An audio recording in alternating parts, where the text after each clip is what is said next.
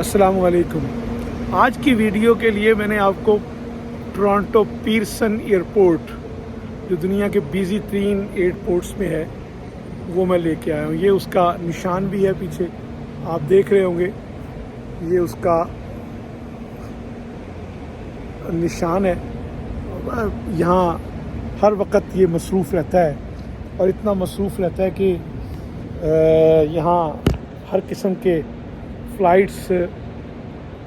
मैं जो अपनी आज बात शुरू करने लगा हूँ वो इस बात से शुरू करूँगा इंशाअल्लाह कि सूरह हशर का आखिरी रुकू है, उसे कहा गया कि अगर आप सुबह को पढ़ें तो शाम तक बंदा इबादत में रहता है, और अगर रात को मगरिब की नमाज के बाद पढ़े तो सारी रात इबादत में रहता है, सुबह फजर तक। क्यों? कि उसके अंदर अल्लाह की तस्बीह है और ख़ुद एहतसाबी है। ऐ लोगों जो ईमान लाए हो, देखो तुमने कल के लिए क्या भेजा है, और अल्लाह ऐसी बातें क्यों करते हो जिस पे अमल नहीं करते। और इस तरह वो अपना खुद हिसाब और अल्लाह की तस्बीह आखिर में ये बयान की होता तो मैं आपको सारा सुना देता, लेकिन वीडियो का टाइम मैंने 2 और 3 मिनट में ख़त्म करना है। उसमें ख़ुद एहतसाबी के बुनियाद पे मुझे बाज़ औक़ात आज बहुत सारे लोगों से गुफ्तगू की, और उन गुफ्तगू के नतीजे में हमने कभी अपनी ख़ुद एहतसाबी नहीं की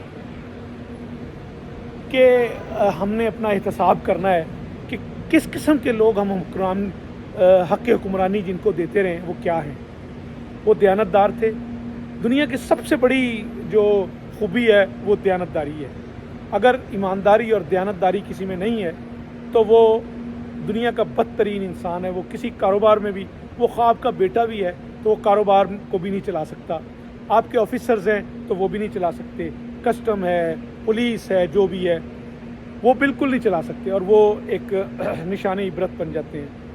हमने सारी उम्र से जो लोग तैयार किए, पहले उनको तैयार किया, फिर उन पर एतमाद किया, फिर उनको ठुकराया, और वो बदयानत भी। अब ये हालत हो गई है कि चंद एक बदयानती को बुरा समझा जाता था, लेकिन अब एक अरसा दराज से कहा कि जी बदयानतों को कुछ ना छेड़ें। आप अगर 22 करोड़ अवाम मज़दूरों की तरह काम करते रहें, और ये सारी खुशहाली आम आदमी के जदोजहद से आती है।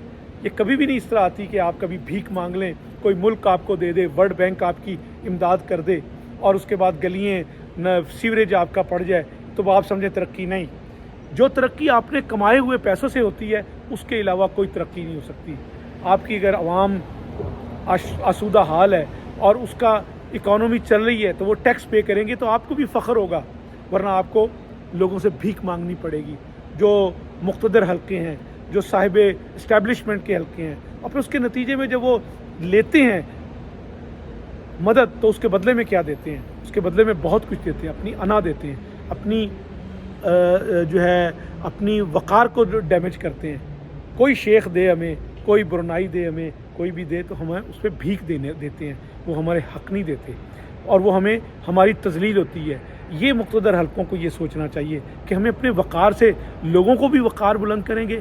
इंटरनल इकॉनमी दुरुस्त होती है, आपके होटल चलते हैं, आपकी इकॉनमी चलती है, आपका सारा कुछ चलता है जब आपकी इंटरनल इकॉनमी मेयार ज़िंदगी बुलंद होता है। तो उसके बाद ये पहले भी मैं रिकॉर्ड करा चुका हूँ ऐसी बातें, लेकिन ये अब शिद्दत से एहसास हो रहा है कि आपका अगर मज़दूर टेक्सटाइल, सर्जिकल, सियालकोट, वज़ीराबाद, फैसलाबाद, लाहौर, पिंडी, कराची, टेक्सटाइल, हुनरमंद लोग जब काम करेंगे तो उनके यहाँ खुशहाली आएगी। वो रात को बच्चों को खाना खिलाएंगे, कहीं होटल में जाएंगे, कहीं से इंटरनल टूरिज़म शुरू होगा। तुर्की और चाइना ने सबसे पहले तरक्की की थी, अपना इंटरनल इकॉनमी सही हुई थी, और फिर वो पीस लेके आए थे, और पीस के बाद उस इंटरनल इकॉनमी शुरू हुई। हमें भी यही करना पड़ेगा। जब तक हम पीस नहीं लाएंगे, सही अवामी नुमाइंदों को इक़्तिदार नहीं देंगे, उनको आज़ादी नहीं देंगे, अदलिया आज़ाद नहीं होगी, अदलिया सही फैसले नहीं करेगी, तो इंसानों को सुकून नहीं होगा।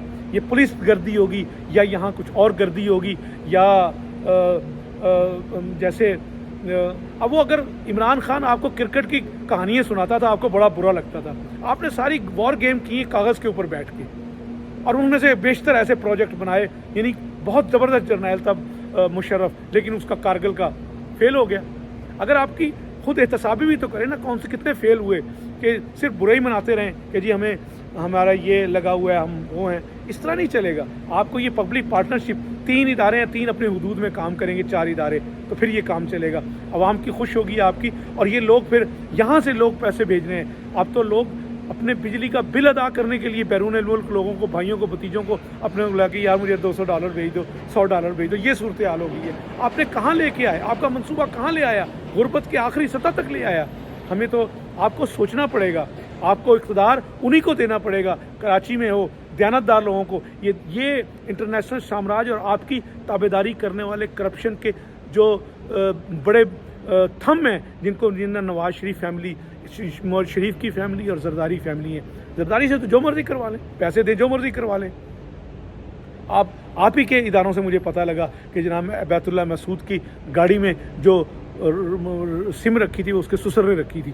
مجھے اندر سے ہی پتہ لگا تھا، اس لیے کہ اس نے کہا پیسے کسی کو. یہ حالات و واقعات ہمارے آگے، ہم نے اس کو دیکھنا ہے تو ہمیں اس ترقی کو ہی دیکھنا ہوگا.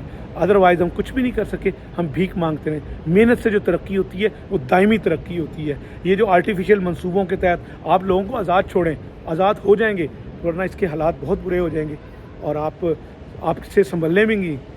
شکریہ. اور برا منانے کی کوئی ضرورت نہیں ہے، اور کسی کو اٹھانے کی، کسی کی بیٹیوں کو ننگا کرنے کی، شیریں مزاری کی بات شرم آتی ہے ایسی صورتحال پہ. شکریہ. اس پر دھیان کریں، ورنہ یہ ملک نہ آپ کے قابل رہے گا نہ کسی اور کے قابل. السلام علیکم.